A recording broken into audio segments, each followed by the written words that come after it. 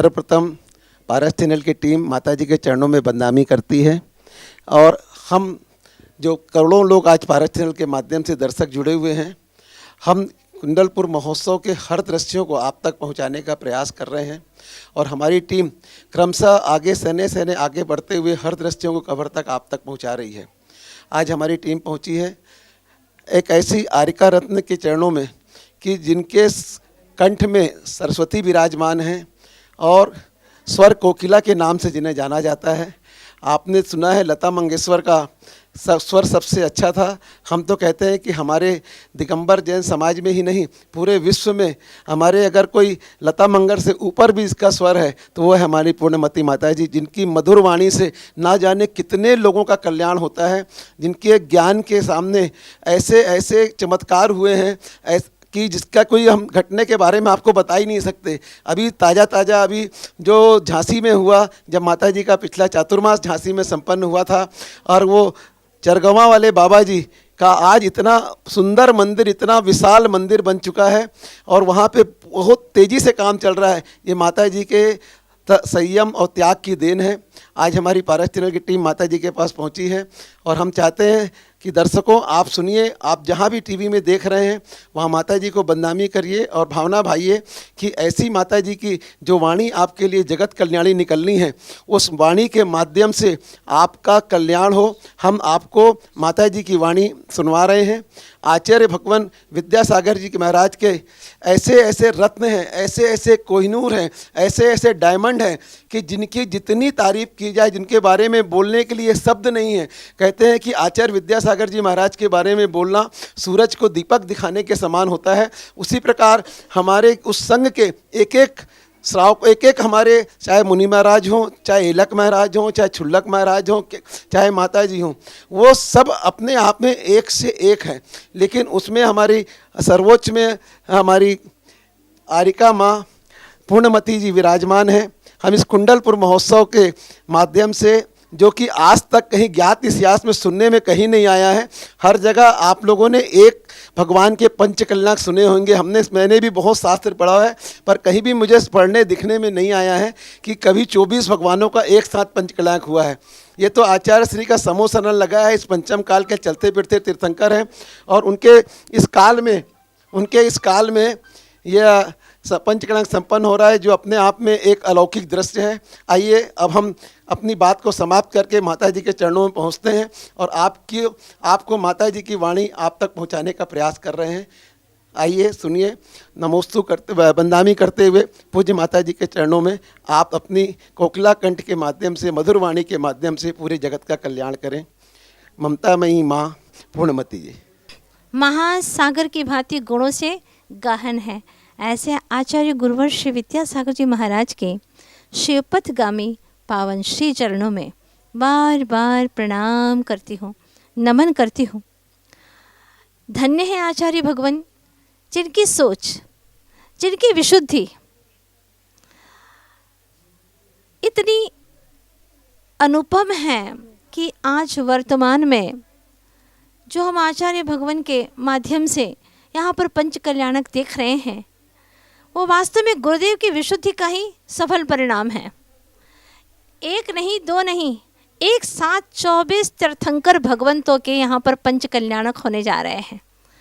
यह कल्याण नहीं, कल्याणक हैं, कल्याण को करने वाले।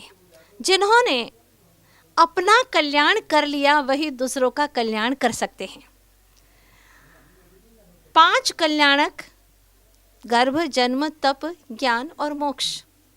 वास्तव में गर्भ और जन्म से कैसे कल्याण हो सकता है, विचार तो आता ही है। लेकिन जिन्होंने अब दोबारा गर्भ में न जाने का संकल्प कर लिया हो, गर्भवास का ही परित्याग कर दिया हो, अंतिम गर्भ में आए हो, अंतिम बार अब जन्म लिया है, ऐसे तीर्थंकर प्रभु के गर्भ और जन्म कल्याणक मनाए जाते हैं। नहीं तो आप भी कह सकते कि हमारा भी गर्भ, हमारा भी जन्म हुआ है, लेकिन सभी का नहीं बनाया जा सकता। ऐसे महान आत्माओं का ही गर्भ, जन्म कल्याणक मनाया जा सकता। नहीं तो 40% तुम्हारा भी कल्याण हो जाएगा और तुम भी कल्याण करने वाले हो जाओगे, क्योंकि गर्भ और जन्म तुम्हारा भी हो रहा है। लेकिन नहीं, धन्य हैं वे महान आत्माएं जिन्होंने अब संसार में जन्म और मरण के इस सिलसिले का ही हमेशा हमेशा के लिए नाश कर दिया है, ऊपर उठ चुके हैं और इसी मार्ग का अनुसरण करने चल पड़े हैं। सदलगांव में जन्मे बालक विद्याधर, जो कि आज आचार्य गुरुवर जगत गुरु विद्यासागर जी के नाम से प्रसिद्ध हैं। यूँ कहें कि इनके अंदर ब्रह्मा, विष्णु और महेश सारे रूप दिखाई देते हैं, क्योंकि वहाँ समीचीन शिष्यों में गुणों की सृष्टि करते हैं, गुणों को प्रकट करते हैं, इसलिए वह ब्रह्मा के रूप में भी हैं। शिष्यों का संरक्षण करते हैं, उनका रक्षण करते हैं, इसीलिए वह विष्णु के रूप में भी हैं और इनकी बुराइयों का संहार करते हैं, इसलिए महेश के रूप में भी हैं। ऐसे गुरुवर श्री विद्यासागर जी महाराज के सफल और विशुद्ध परिणामों का ही यह प्रतिफल हमें कल दिखाई देने वाला है कि उनके पास में एक दो नहीं हजारों हजारों युवक और युवतियां दौड़ती चली आती हैं कि गुरुवर हमें भी शरण में ले लो, हमें भी अपने सिद्धत्व और शुद्धत्व के मार्ग की ओर ले चलो गुरुवर। और गुरुवर कुछ नहीं कहते, बस आशीर्वाद देते हैं और अपने आप ही उस महासागर में कई सरिताएं अवगाहित होती चली जाती हैं। सागर आगे बढ़ता जाता है अपने मंजिल और ध्रुव लक्ष्य की ओर। साथ ही साथ ये सरिताएं भी उनके चरणों का अनुगमन करती हुई आगे बढ़ती चली जाती हैं। और इसी पायदान में हमने सुना है कि कुछ युवक संसार के मोह माया को छोड़ करके उसी मार्ग की ओर अग्रसर होने जा रहे हैं। धन्य है जो जहाँ जाता है अपने अनुगामी को भी वो वहीं ले जाता है। आचार्य भगवान उन्नत शिखर की ओर जा रहे हैं। उनके पावन स्वानुभूति के रस को झरने को प्रणाम करती हूँ, उनके उन पवित्र ज्ञायक स्वरूप को प्रणाम करती हूँ।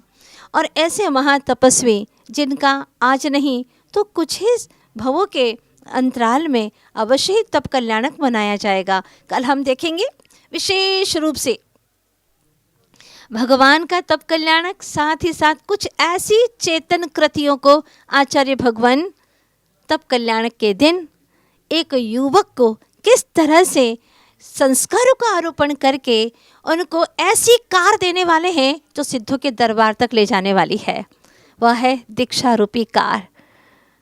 भावना करती हूँ कि संसार के सभी प्राणी हमेशा सतमार्ग पर चले, सतपथ पर चलें और गुरुदेव उन सब के लिए सतपथ प्रदर्शक बने। यही भावना है कि सारे जीव संसार के दुखों से मुक्त होकर के अनंत और अव्याभात सुख को प्राप्त कर सके हैं। गुरुवर आपने श्री पथ पर चल कर के हमें भी वह पथ दिखा दिया। आपकी करुणा को अनंतों बार प्रणाम। आपकी परम दया सरोवर को मैं प्रणाम करती हूँ और उसमें डुबकी लगाएं और उसी में अवगाहित हो जाएं सभी भव्य आत्माएं, यही शुभकामना करती हूँ। बोलिए उत्तम तप कल्याणक महामहोत्सव की परम तपस्वी आचार्य गुरुदेव श्री विद्यासागर जी महाराज की जय।